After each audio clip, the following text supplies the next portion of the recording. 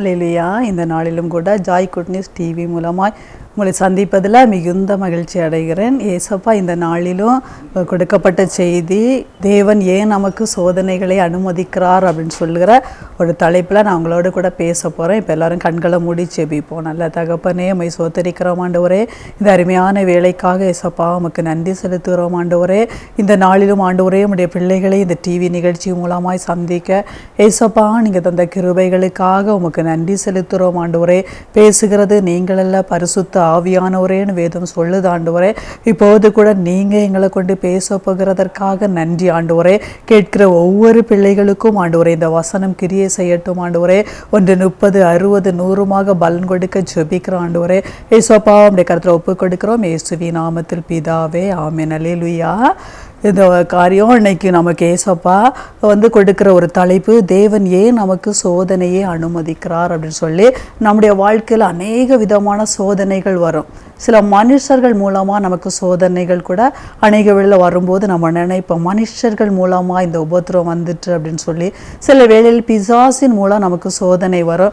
அப்போ கூட நினைப்போம், சாத்தான் இந்த உலகத்தில் இருக்கிறான், அவன் நம்மளை சோதிப்பதற்காகவே அனுமதிக்கப்பட்டிருக்கிறான், அதனால் அவன் மூலம் சோதனை வருது அப்படின்னு. சில வேளைகளில் நம்ம ரட்சிக்கப்பட்டு இயேசுடைய பிள்ளைகளாய் மாறி வரும்போது நமக்கு சோதனை வரும். அப்போ நம்ம நினைப்போம், ஒரு காலத்தில் நான் இயேசுவோடு வாழாத பட்சத்தில் அநேக சோதனைகள் எனக்கு வந்தது, அது ஓகே, நான் ஆண்டவரோடு இல்லை. ஆனால் இப்போ நான் இயேசுவோடு நடக்க ஆரம்பித்து அவருக்காக வாழும்போது ஏன் எனக்கு இந்த சோதனைகள் வருகிறதுன்னு சொல்லி எல்லா ஆவிக்குரிய தெய்வ பிள்ளைகளுக்கும் ஒரு குழப்பமான ஒரு சூழ்நிலை. நான் ஆண்டவருக்காக வாழ்கிறேன், பழைய பாவ வாழ்க்கையிலிருந்து விடுபட்டு ஏசப்பா பிள்ளையாக மாறிட்டேன், யாருக்கும் எந்த தீங்கான காரியத்தை நான் செய்கிறதில்ல, நான் ஒரு சாட்சி உள்ள வாழ்க்கை என்னால் முடிஞ்ச அளவு வாழ்கிறேன், என் குடும்பத்தை ஆதாயப்படுத்துகிறேன், இயேசுவை குறித்து மற்றவர்களுக்கு சொல்கிறேன். அப்போ இந்த மாதிரி இருக்கும்போது நமக்குள்ளாலேயே தோணும், பரவாயில்ல நான் நல்லா வாழ்கிறேன் அப்படின்னு சொல்லி. அப்போ நமக்கு சோதனை வரும்போது அதிகமாய் பாதிக்கப்படுவோம்.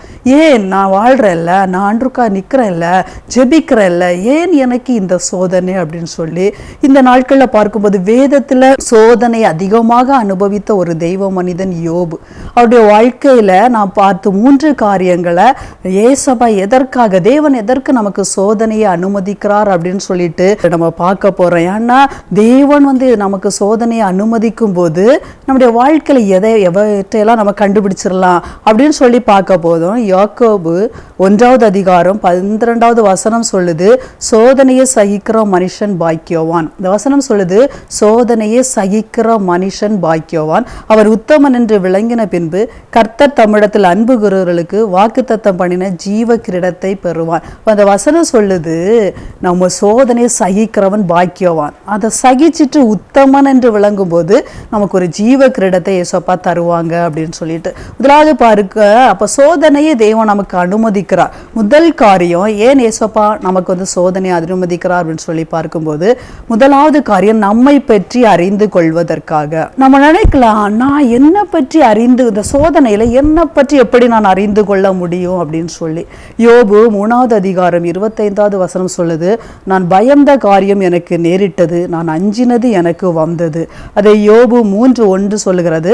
அதற்கு பின்பு யோபு தன் வாயை திறந்து தன் பிறந்த நாளை சபிக்கிறார். யோபு பாருங்க, இதே மாதிரி ஒரு சூழ்நிலை தான்.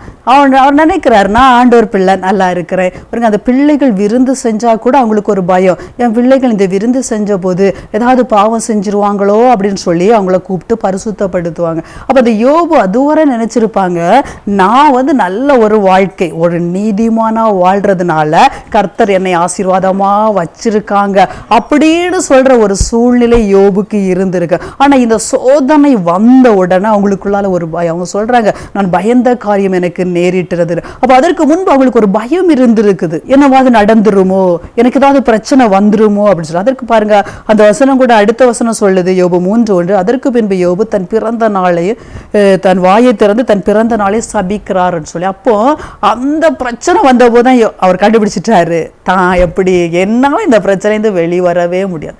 நான் பரிசுத்தமா வாழ்ந்தோ, நான் நல்ல ஆண்டு பிள்ளையா இருந்ததுனாலயோ நான் நல்லா வாழல.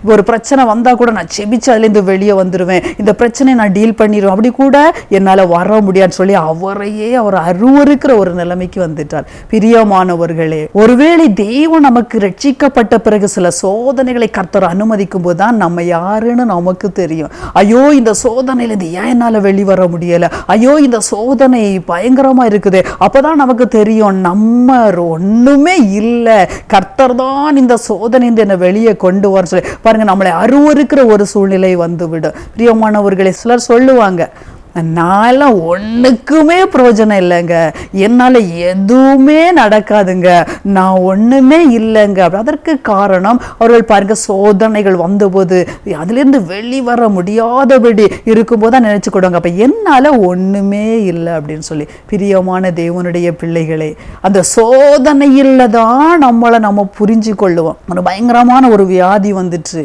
பாருங்க, நம்ம செபிப்போம், வாழுவோம், திடீர்னு சொல்லி பாருங்க அந்த வியாதியிலிருந்து கூட நம்மளால ஒன்றும் செய்ய முடியாது. நம்ம செபிச்சு ஏசப்பா சுகம் தந்தால் தான் வெளிவரும். அப்போ நம்ம நினைப்போம், ஏசப்பா கிருபை, சுகத்தோடு வாழ்கிறோம். சிலர் சொல்லுவாங்க, நாங்கள் நல்லா படித்து நல்ல வேலைக்காக ட்ரை பண்ணுவாங்க. ஒரு தடவை ஒரு சாட்சியை கேட்டேன். ஒரு அருமையான மகள் ரட்சிக்கப்பட்டு ஆண்டோருக்காக வாழ்ந்தவங்க, அவங்க நல்லா படித்தாங்க, நல்ல சர்டிஃபிகேட் இருந்தது. அவங்க வேலைக்காக போகும்போது எல்லா இன்டர்வியூலையும் அவங்க நல்லா செபிச்சுட்டு போவாங்க. ஆனால் அவங்களுக்கு எல்லாமே தோல்வி. அந்த மாதிரி இருக்கும்போது ஒரு நாள் ஆண்டோடைய சமூகத்தில் போய் உடஞ்சி அழுதாங்க. ஏன்னா 2 நாள் கழித்து மறுபடியும் ஒரு இன்டர்வியூ இருக்குது. ஏசப்பா, நான் படிச்சிருக்கிறேன், எனக்கு நல்ல சர்டிஃபிகேட் இருக்குது, நான் உங்கள் பிள்ளையா வாழ்கிறேன்னு செபிக்கிறேன். ஆனால் என்னுடைய வாழ்க்கையில் நான் எந்த இன்டர்வியூ அட்டன் பண்ணாலும் எனக்கு வேலை கிடைக்கல அப்படின்னு சொல்லி. அப்போ தான் ஆண்டவர் அவளோட பேச ஆரம்பித்தார். மகளே, நீ படிச்சிருக்கிற, சர்டிஃபிகேட் இருக்குது, திறமை இருக்குது, ஆனால் நீ என்னை செபிச்சாலும் உன் நம்பிக்கை ஓ மேலே தான் இருக்குது. நான் படிச்சிருக்கிறேன்ல, எனக்கு டேலண்ட் இருக்குது இல்லை, எந்த இன்டர்வியூனாலும் அட்டன் பண்ணி பாஸ் பண்ணிடுவேன், நல்ல சர்டிஃபிகேட் இருக்குது இல்லை அப்படின்னு நினைக்கிறபடினால தான் இது வரையிலும் உனக்கு ஒரு நல்ல வேலை கிடைக்கல. இப்போ நீ ஒப்புக்கொடு, ஆண்டவரே, நான் படித்தாலும் எனக்கு நல்ல சர்டிஃபிகேட் இருந்தாலும் டேலண்ட் இருந்தாலும் உங்கள் கிருபை இருந்தால் தான் எனக்கு நல்ல வேலை கிடைக்கணும் ஒன்று அர்ப்பணித்து தாழ்த்து. அப்போ தான் அவங்க உணர்ந்தாங்க, ஐயோ நான் ஒன்றுமே இல்லை, கரெக்டு தானே, இதுவரை இந்த சர்டிஃபிகேட்னால என் டேலண்ட்னால வேற இன்னுமே இல்லை அப்படின்னு உணர்ந்து தன்னை தாழ்த்தி ஜெபிச்சாங்க. பாருங்க, ஆண்டோடைய பெரிதான கிருபையினால 2 நாள் கழித்து வந்து அந்த இன்டர்வியூவில் அட்டன் பண்ணாங்க. கர்த்தர் பெரிய காரியத்தை செய்தார். பிரியமானவர்களே, அதற்காக தேவன் சில வேளைகளில் சில சோதனைகளை நமக்கு அனுமதிப்பார். அப்போதான் நம்ம படிப்புனால ஒன்றும் இல்லைங்க, நம்ம டேலண்ட்னால அல்ல. சிலர் நம்ம நினைப்போம், ஊழியெல்லாம் செஞ்சு நான் நல்லா வாழ்ந்து கொண்டு இருக்கிறதுனால தான் நான் நல்ல ஆசீர்வாதமாக இருக்கிறேன். அப்படி யோபுக்கு கூட ஒரு சிந்தனை இருந்திருக்கும். ஆனால் அந்த சோதனை வந்த உடனே பாருங்க, அவர் தன்னையே சபிக்கிற அளவுக்கு தான் ஒன்றும் இல்லை, தன்னையே வெறுத்துட்டாங்க.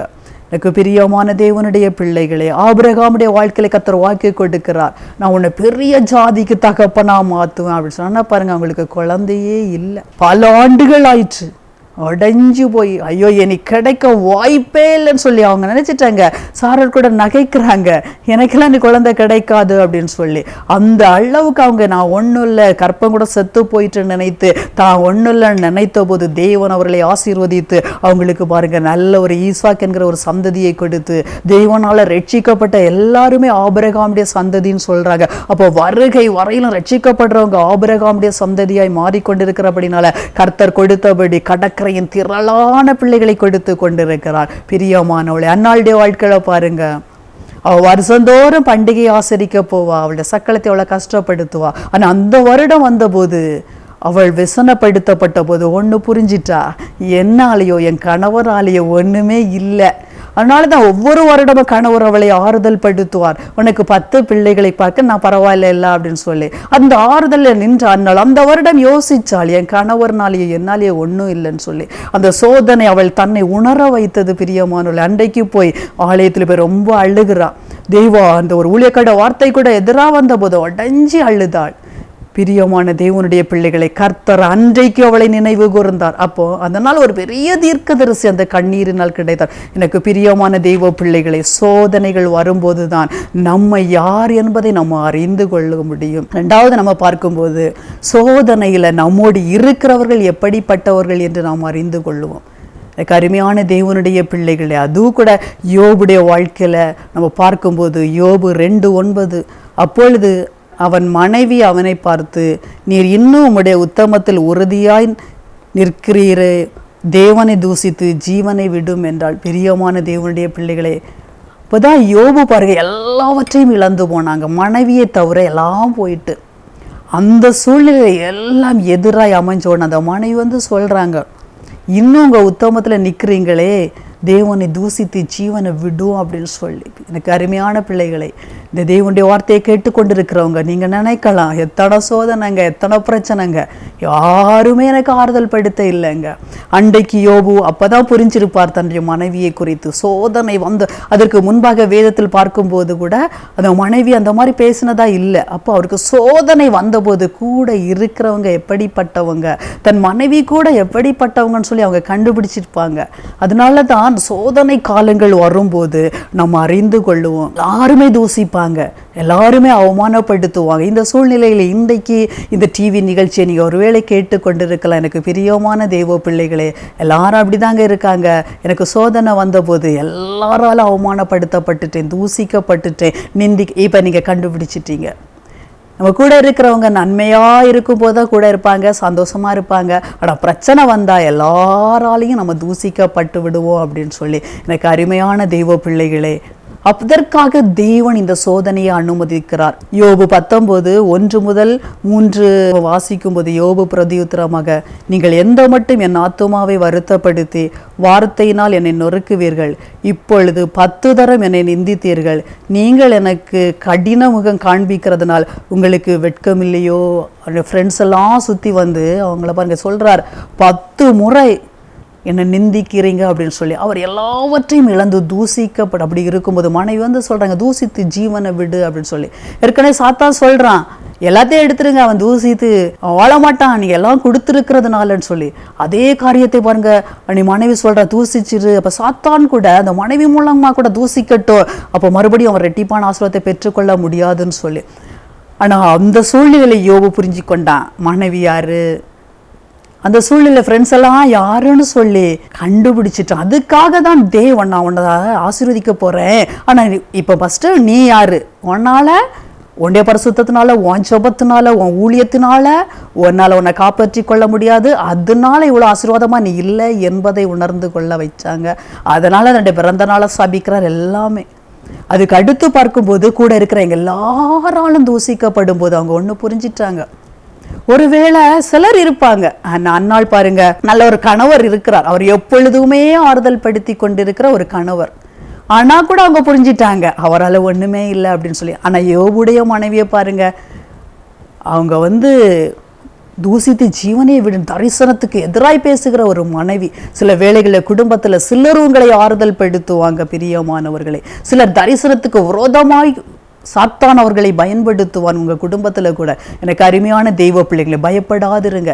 இந்த சோதனையில் மனிதர்களை நீங்கள் கண்டுபிடிச்சதுனால கர்த்தர் ஒரு பெரிய அதிசயத்தை செய்து உங்களை அநேகருக்கு ஆசீர்வாதமாய் மாற்ற போகிறார். அதனால இன்றைக்கு ஆண்டோட சமூகத்தில் திடன் கொள்ளுங்க. எனக்கு எல்லாமே பிரச்சனைங்க, சோதனை வந்தோடனே ஒரு இடத்துல கூட ஆறுதல் கிடைக்கல, யாராவது என்ன ஆறுதல் படுத்துவாங்கன்னு நினைச்சா, யார் உங்களை ஆறுதல் படுத்துவாங்கன்னு நினைச்சாங்களா அவங்களே உங்களுக்கு சத்துருக்களாய் மாறி போனார்களா? பயப்படாதிருங்க. அப்படிப்பட்ட பிரச்சனைகள் உபத்திரங்கள் மத்தியில் கர்த்தர் உங்களை நடத்தி கொண்டிருக்காங்கன்னு சொன்னா, இப்போ நீங்கள் எல்லாரையும் கண்டுபிடிச்சிட்டீங்கல்ல, இவங்க எப்படின்னு தெரிஞ்ச உடனே கர்த்தர் உங்களை ஆசீர்வதித்து நான் மாத்திரம் உண்டு என்பதை நிரூபித்து உங்களுக்கு பெரிய காரியங்களை செய்ய போகிறார். அல்லேலூயா. ஆண்டவர் அதை செய்வாருங்க. நம்முடைய இயேசுடைய ஊழியம் தான் நமக்குடைய வேதத்தில் ஒரு ரோல் மாடல் ஏசப்பா தான். அவர் நமக்கு ஒரு வாழ்க்கை வாழ்ந்து ஒரு ஊழியம் செஞ்சுட்டு இன்றைக்கு நம்மோடு வசித்து கொண்டிருக்காங்க பாருங்க. அவங்களுடைய ஊழியத்தில் சோதனைகள் பிரச்சனைகள் வந்தபோது எல்லாரும் ஓடி போனாங்க. 1 மணி நேரம் கூட செபிக்க ஒருத்தர் இல்லை. கெட்சமனையில் 1 மணி நேரமாவது விழித்திருந்து சோதனைக்கு உட்படாதபடி ஜெபி. ஆண்டவர் அப்ப கூட சொல்றாங்க, உனக்கு சோதனை வராதபடி 1 மணி நேரம், எனக்காக அல்ல, என்னுடைய பாடுகளுக்கு பிதா உதவி செய்ய, உனக்கு சோதனை வராதபடி. நான் நினைப்பேன், ஒருவேளை பேதுரு அந்த 1 மணி நேரம் ஜெபிச்சிருந்தா அதுக்கு அடுத்து பாருங்க கண்டிப்பா மறுதளிச்சிருக்க மாட்டாங்க அப்படின்னு சொல்லி. எனக்கு அருமையான தேவனுடைய பிள்ளைகளை, சிலுவையை தூக்கின போது ஒருவர் கூட இல்லை. ஆனால் அவங்க சாப்பாடு கொடுக்கும்போது இருந்தாங்க, அவங்க அற்புதம் செய்யும் போது இருந்தாங்க, திருமண வீட்டுக்கு போகும்போது இருந்தாங்க, எல்லா மரித்தவர்களை உயிரோடு எழுப்பும் போது இருந்தாங்க. பிரச்சனை வந்து இவங்க மறிச்சு போவாங்கன்னு சொன்ன எல்லாரும் ஓடி போனார்கள். எனக்கு அருமையான தெய்வ பிள்ளைகளை, இதே சூழ்நிலைகளை தான் கர்த்தர் உங்களுக்கும் வைத்திருப்பார். மனிதர்கள் எப்படிப்பட்டவர்கள் என்பதை சோதனையில் நீங்க கண்டுபிடிச்சிருவீங்க. யோசேப்புடைய வாழ்க்கையை நம்ம பார்க்கும்போது அவருடைய வாழ்க்கையில சகோதரர்கள் வெறுக்கிறாங்க. அவர் தரிசனத்தை சொன்ன ஒரே காரணத்திற்காக அவனுங்க எவ்வளோ அவங்கள குழியில தூக்கி போட்டு விற்று போட்டு எவ்வளோ பிரச்சனை. அந்த சோதனையில் அவள் யாருமே கூட இல்லை, உதவி செய்யலை. ஏன் தெரியுமா உங்களுக்கு இந்த சோதனை? ஒரு நாள் இந்த சோதனையை நீங்கள் தாண்டி வரும்போது எனக்கு இயேசு மாத்திரம் இந்த சோதனையில் கூட இருந்து நடத்தினார் என்றும், கர்த்தர் மாத்திரம் கூட நின்று அடுத்த கட்டத்தில் என் ஊழியத்தை கொண்டு போனார் என்பதை நீங்க சொல்லும்படியாய் தேவன் இந்த சோதனை காலத்துல மனிதர்கள் எப்படிப்பட்டவர்கள் என்பதை உங்களுக்கு காட்டி கொடுத்திருக்கிறார். எனக்கு அருமையான தேவனுடைய பிள்ளைகளே, இன்றைக்கு ஒருவேளை சோதனைக்கு மேல சோதனைங்க. எனக்கு வந்த சோதனையில யாருமே இல்லைங்க, ஊழியமே உடைஞ்சு போயிட்டு எல்லாம் எதிராய் மாறிட்டு, பிள்ளைகள் கூட சிதறடிக்கப்பட்டு போனார்கள், என் கணவர் கூட என்னை ஆறுதல் படுத்தல. அப்படி இருக்கிறீங்களா எனக்கு பிரியமான பிள்ளைகளே? இன்றைக்கு ஆண்டவர் ஒரு வாக்கு கொடுக்கிறார். இப்ப கண்டுபிடிச்சிட்டால, மனிதர்கள் மேல் நம்பிக்கை வச்சால, இப்ப இவர்கள் எல்லாம் நான் காட்டி கொடுத்தபடினாலே, நீ இன்னும் உன் உத்தமத்துல இருக்கிறபடினாலே உன்னை நான் ஆசீர்வதித்து பெருக பண்ண போறேன் என்று சொல்லி இந்த நிகழ்ச்சியை பார்த்து கொண்டிருக்கிறவங்க ஒவ்வொருவருக்கும் தேவன் வாக்கு கொடுக்கிறார். எனக்கு அருமையான தெய்வ பிள்ளைகளே, ஒன்றுக்கும் கவலைப்படாதிருங்கள். யாருமே இல்லை அப்படின்னு யோசிக்காதுங்க. ஒரு தடவை ஒரு அருமையான பிள்ளைக்காக செபிக்கும் போது கர்த்தர் சொன்னார், யாருமே இல்லைன்னு அழுறியே, அவன் நான் இல்லையா உனக்கு அப்படின்னு சொல்லி. என் அப்பா இல்ல, அம்மா இல்ல, சகோதரங்கள்ல எல்லாருமே இல்லை, எல்லாரும் ஊழியத்துல எதிர்ப்பு அப்படியே செபிக்கிறியே. நான் இருக்கிறதை ஒரு நாளாதான் எப்பதாவா சொன்னேன், எனக்கு இயேசு இருக்கிறார், என்னை நடத்துகிற என் தகப்பன் இருக்கிறார். அன்று முதல் அவனுக்கு எல்லா காரியத்திலும் தேவன் வெற்றி கொடுத்து நடத்தினார். அப்பதான் நினைச்சா, எனக்கு யாரு இல்லை இந்த சோதனையில் என்னை ஆறுதல் படுத்த ஒருவரும் இல்லைன்னு நினைச்சேனே. ஆனால் என்னை படைத்த இயேசு, இந்த உலகத்தை படைத்த ஒரு கர்த்தர், அவர் அண்ட சராரசத்தை ஒரு வல்லமையுள்ள தேவன் எனக்குள்ளால இருக்கிறார் என்பதை அநேக வேளையில மறந்து போனீர்களா பிரியமானவர்களே? எல்லாரும் கைவிட்ட போது இயேசு உங்களோடு இருக்கிறதை நினைவுபடுத்தினால், தேவன் இன்றைக்கு வந்த புதிய ஆண்டிலே, இந்த வருடத்திலே கர்த்தர் உங்களை 1000 மடங்கு ஆசீர்வதித்து பெருக்கத்தை உண்டாக்குவேன் என்று கர்த்தர் வாக்கு கொடுக்க, உங்களுடைய ஊழியத்துல, உங்களுடைய குடும்பத்துல, உங்களுடைய எல்லா எல்லைகளிலேயும் ஒரு பெருக்கத்தை கர்த்தர் கட்டளையிட போறாங்க. ஒரு அருமையான ஒரு சகோதரி, அவங்க நல்ல ஆண்டோடைய ஊழியத்தை செஞ்சு கொண்டு குடும்பமாய் கர்த்தருக்காக நின்று வந்தார்கள். திடீர்னு சொல்லி ஊழியத்தில் எதிராய் எழும்பினார்கள். அநேக உபத்திரவங்களை வருத்தி அவங்க ரொம்ப கஷ்டத்துக்குள்ளாகி போனார்கள். அப்பதான் பாருங்க, அதற்கு முன்பு அவர்கள் அடிக்கடியாய் வியாதியில கஷ்டப்பட்டு ஊழியத்தின் எல்லைகளில் ரொம்ப கஷ்டமான பாதைகள் வியாதியோடு கடந்து வந்து கொண்டிருந்தார்கள். அந்த நாள்ல ஆண்டவர் அவங்களோடு இடைப்பட்டார். எல்லாரும் உன்னை விட்டுச்சு ஓடி போயிட்டாங்கல்ல, உன்னை தூசித்து அவமானப்படுத்திட்டாங்கல்ல, எல்லாம் முடிஞ்சு போச்சுன்னு நினைக்கிறா இல்ல, உனக்கு ரெட்டிப்பான ஆசீர்வாதத்தை நான் தரப்போகிறேன். அது மாத்திரமல்ல, இதுவரைப்பட்ட உன் வியாதி, உன் கஷ்டங்களை நான் மாற்ற போகிறேன் அப்படின்னு சொல்லி, நீ மறிக்கணும் அப்படின்னு சொல்லி கூட சிலர் நினைக்கிறாங்கல்ல, அதனால உன் ஆயுசு நாட்களை பல வருடங்கள் நான் கூட்டி கொடுக்க போகிறேன். அன்றிலிருந்து அவங்க பாருங்க, அவளுடைய சாட்சி, கர்த்தர் அன்றிலிருந்து என் வியாதி, நான் அதுவரை பாதிக்கப்பட்ட வியாதியை காணாமல் போனது, என் ஊழியம் ரெட்டிப்பாய் அல்ல 100 மடங்கான ஒரு ஆசீர்வாதம், கர்த்தர் என்னை ஆயிரங்களுக்கு பிரோஜனமாய் மாற்றி விட்டார் என்று சொல்லி. அல்லேலூயா. அங்க சொன்னாங்க, நான் ஆசீர்வாதமாய் இருக்கிறதற்கு காரணம் என் சத்துருக்கள், அவர்கள் என்னை துன்பப்படுத்த நான் இயேசு பக்கம் இன்னும் அதிகமாய் நெருங்க ஆரம்பிச்சேன். முதலாவது என்னால ஒண்ணு இல்லை அப்படி புரிஞ்சு கொண்டேன். 2வது கூட இருக்கிறவங்களால உபத்திரவ பட மனிதர்களை பற்றி கண்டுபிடித்தேன். இந்த காலகட்டத்தில் நான் இயேசுவை அதிகமாய் நெருங்க ஆரம்பித்தேன். தேவன் என்னை வாக்கு கொடுத்து அடுத்த கட்டத்தில் கொண்டு போய் என்னை ஆசீர்வதித்தார் என்று சொல்லி, எனக்கு அருமையான தெய்வ பிள்ளையே, அதே வாக்கு தத்தத்தை இன்றைக்கு கர்த்தர் உங்களுக்கு கொடுத்து பல மடங்கு உங்களை ஆசீர்வதிக்க போறாங்க. 3வது, இந்த சோதனையில இயேசுவை பற்றி அறிந்து கொள்வதற்காக, முதலாவது நம்மை பற்றி அறிந்து கொள்வதற்காக, கூட இருக்கிறவர்களை பற்றி அறிந்து கொள்வதற்காக, 3வது இயேசுவை குறித்து அறிந்து கொள்வதற்காக. யோபு 19:25-26 வசனம், என் மீட்பர் உயிரோடு இருக்கிறார் என்றும் அவர் கடைசி நாளில் பூமியில் நிற்பார் என்றும் நான் அறிந்திருக்கிறேன். இந்த தோல் முதலானவைகள் அழுகி போன பின்பும் நான் என் மாமிசத்தில் இருந்து தேவனை பார்ப்பேன். கடைசியா யோபு எல்லா தூசணம் எல்லா அவமானங்கள் மத்தியிலையும் அவர் சொல்கிறார், என் மீட்பர் உயிரோடு இருக்கிறார் என்றும் கடைசி நாளில் பூமியின் மேல் கடைசி வருகையோடு இருக்க நான் வரைச்சு போனா கூட நீ இயேசுவை தரிசிப்பேன். சோதனையின் உச்சக்கட்டத்தில் இயேசுவை காண்கிறீங்களா? எனக்கு அருமையான தேவ பிள்ளையே, தோல் முதலாய் அழுகி போனாலும், செல்வம் போய், வசதி வாய்ப்பு போய், பிள்ளைகளை இழந்து, நேசித்த மனைவி கூட தூசித்து, எல்லா ஃப்ரெண்ட்ஸாலும் தூசிக்கப்பட்ட போது யோபு சொல்லுகிறார், என் மீட்பர் உயிரோடு இருக்கிறார். எனக்கு அருமையான தெய்வ பிள்ளைகளை, எல்லாம் என் சரீரம் அள்ளி ஒரு வியாதிப்பட்டு படுக்கையில் இருக்கிறீங்களா? இன்றைக்கு ஆண்டவர் உங்களுக்கு ஒரு வாக்கு கொடுப்பேன். தேவனை நான் பார்க்கிறேன், இயேசுவை நான் காண்கிறேன் என்ற ஒரு தரிசனத்தோடு நீங்கள் மறுபடியும் எழும்பி தேவனுக்காக பெரிய காரியத்தை செய்கிறவர்களை கர்த்தர் இன்றைக்கு உங்களை மாற்றி அநேகருக்கு பிரயோஜனமாய் மாற்ற போகிறார். யோபு 42:2 சொல்லுகிறது, தேவர் சகலத்தையும் செய்ய வல்லவர், நீ செய்ய நினைத்தது தடைபடாது. அப்பதான் கடவுள் யார் என்பதை யோபு அறிந்து கொண்டார். பிரியமான தேவனுடைய பிள்ளைகளே, அந்த யோபு சொல்லுகிறார், சகலத்தையும் செய்ய வல்லவர், நீ செய்ய நினைப்பது தடைபடாது அப்படின்னு சொல்லி. இந்த சோதனையின் உச்சக்கட்டத்தில் இருக்கிறீங்களா? அதாவது உங்களை குறிச்சே ஒரு நம்பிக்கை இழந்து நான் செபிக்க எனக்கு இன்னும் பிரச்சனை வேதனை, உங்க மேலே உங்களுக்கு ஒரு அருவருப்பு, நான் ஒண்ணுமே இல்லைங்க, நான் என்னால எதையும் செய்ய முடியாதுங்க, நான் ஒரு டேலண்டே இல்லை அப்படின்னு சொல்ற ஒரு சூழ்நிலையில வைக்கப்பட்டிருக்கீங்களா? கூட இருக்கிற எல்லாரும் சோதனை உங்களை விட்டுட்டு ஓடி போய் கடைசியா தனிமறையமா நிற்கிறீங்களா? ஆனாலும் இன்றைக்கும் இயேசு உயிரோடு இருக்கிறார் என்பதையும் அவர் சகலத்தையும் செய்ய வல்லவர் என்பதையும் நினைத்து கொண்டிருக்கிற அருமையான தேவ பிள்ளையே, உங்களுக்காக இந்த செய்தியை ஆவியானவர் உங்களோடு பேசி கொண்டிருக்கிறார். அவர் இன்றைக்கு உங்களுக்கு வாக்கு கொடுக்கிறார், 1000 மடங்காய் உன்னை ஆசீர்வதிப்பேன். புதிய வருடத்துல இந்த வாக்கு தத்தத்தின் மூலமாய் தேவனாகிய கர்த்தர் உங்களுக்கு ஒரு வாக்கு கொடுக்கிறார். எழும்பு சீயோனே, உன் வல்லமையை தரித்துக்கொள். இன்றைக்கு ஆண்டவர் உங்களுக்கு ஒரு வாக்கு கொடுப்பு. நீங்க இதுவரை செய்ததை விட 1000 மடங்கு கர்த்தர் உங்களை ஊழியத்திலே பயன்படுத்த போகிறார். உங்க மூலம் திரளான ஜனங்களை கர்த்தர் ரட்சிப்புகளை நடத்தவங்களை பயன்படுத்த போகிறார். ஏண்டா இந்த சோதனையில் நீங்க இயேசுவோடு இருந்தபடினால இப்ப அவரை கண்டுபிடிச்சிட்டு சொல்லுங்க, ஆண்டவரே நீங்க யாருன்னு சொல்லி நான் கண்டுபிடிச்சிட்டு இந்த சோதனையில் இருந்து வெளிவர ஏசப்பா மட்டும் யோபுக்கு வந்து நின்று ரெட்டிப்பான ஆசீர்வாதத்தை கொடுத்தார். யோபு தன் சிநேகிதனுக்காக வேண்டுதல் செய்த போது கர்த்தர் அவன் சிறையிருப்பை மாற்றினார். யோபுக்கு முன்னிருந்த எல்லாவற்றை பார்க்கல இரட்டத்தனையாய் கர்த்தர் அவனுக்கு கொடுத்தார். இந்த சோதனையில ஏசப்பா வந்து நின்று அவர் சிநேகிதனுக்காக செபிச்ச போது பார்க்கிறாரு, ஐயோ என் பிள்ளை எத்தனை பிரச்சனைகளிலும் வேதனையிலையும் கண்ணீரிலேயும் மற்றவங்களுக்காக செபிக்கிறானே அப்படின்னு சொல்லி ஆசீர்வதித்தார். பிரியமான தேவ பிள்ளையே, இத்தனை பிரச்சனையிலையும் கர்த்தருடைய ஊழியத்தை நீங்க செய்கிறீங்களா? யோபு அதை செய்தார்.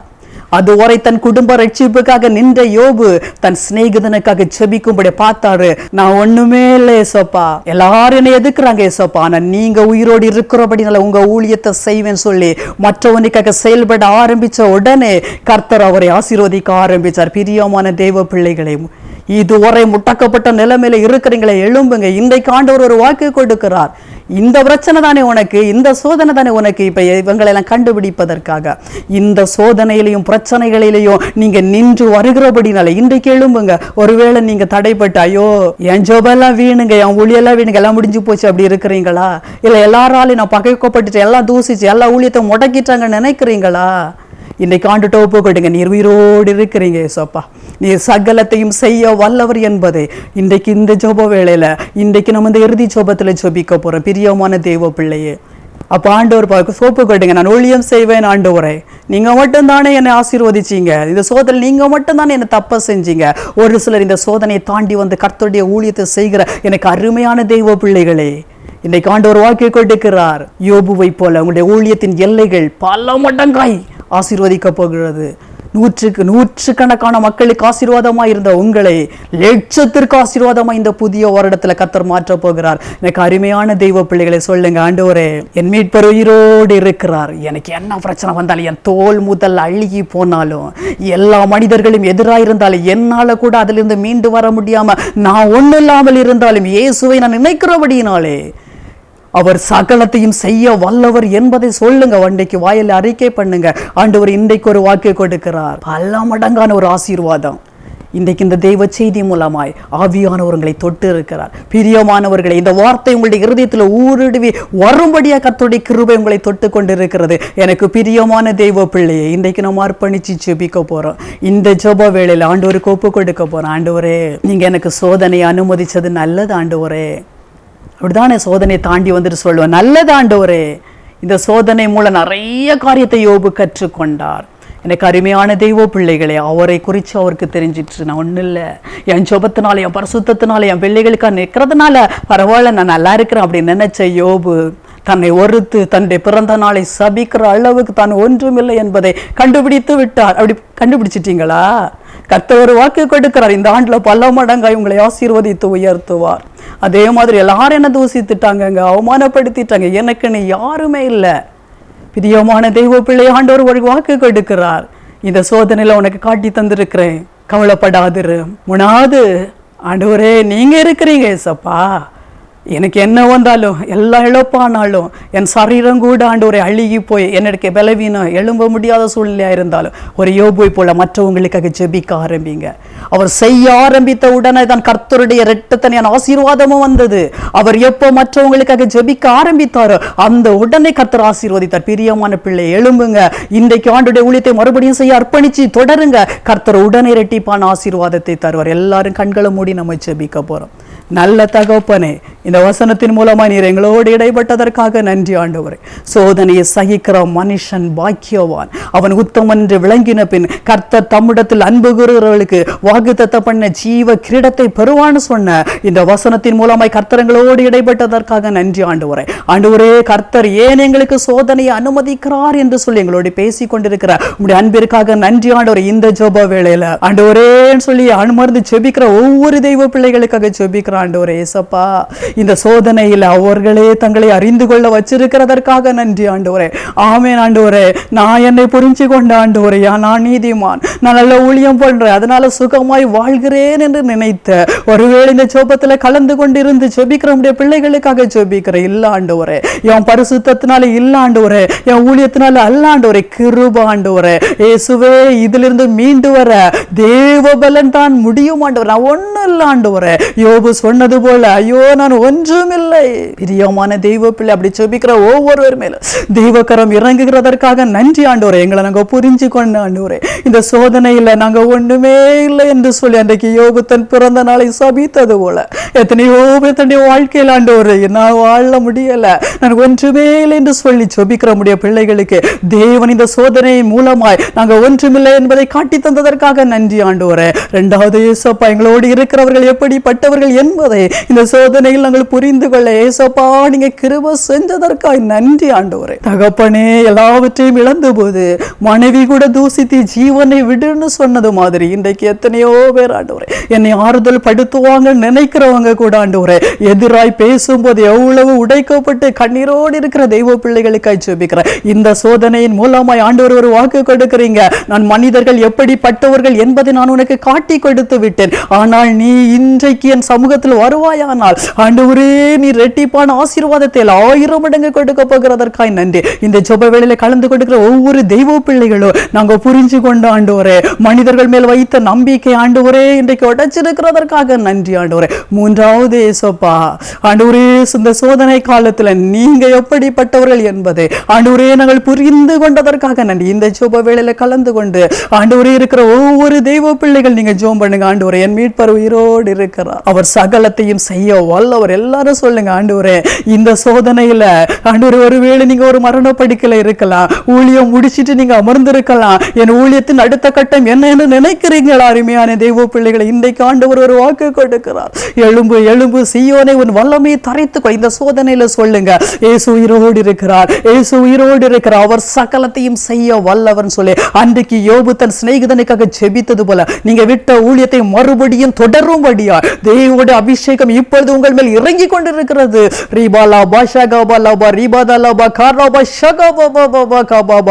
இன்றைக்கு என் மீட்பர் உயிரோடு இருக்கிறார் என்று சொல்லி மறுபடியும் எழும்ப ஒப்பு கொடுங்க. ஆண்டவரே, எழும்புகிற நம்முடைய பிள்ளைகளுக்காக நாங்கள் ஜெபிக்கிறோம். ஆண்டவரே ஏசப்பா, நீங்க ரெட்டிப்பால் 1000 மடங்காய் ஒரு ஊழியத்தை கர்த்தர் கொடுத்து ஆசீர்வதிக்க போறதற்காக நன்றி. உன் ஆயுசு நாட்கள் குறுகல்ல, மறுபடியும் உன் ஆயுசு நாட்களை நான் பெருக பண்ணுகின்ற ஆண்டவர் வாக்கு யோபு செய்தது போல நாங்க மற்றவங்களுக்காக ஜெபிக்கவும் ஆண்டவரே விட்ட கிராம ஊழியத்தை மறுபடியும் தொடங்கும்படியா, சிறுவர் ஊழியங்கள் ஆண்டவரே ஆலய ஆராதனைகளை மறுபடியும் செய்யும்படியா தேவ அனுகிரகம் ஒவ்வொருவருக்கும் கிடைக்கிறதற்காக நன்றி ஆண்டவரே. அப்பா, எங்களோடு நீங்க இடைப்பட்ட உடைய அன்பிற்காக நன்றி ஆண்டவரே. இந்த ஜெப வேளையில உடைய பிள்ளைகளையும் எங்களை நீங்க தொட்டதற்காக நன்றி.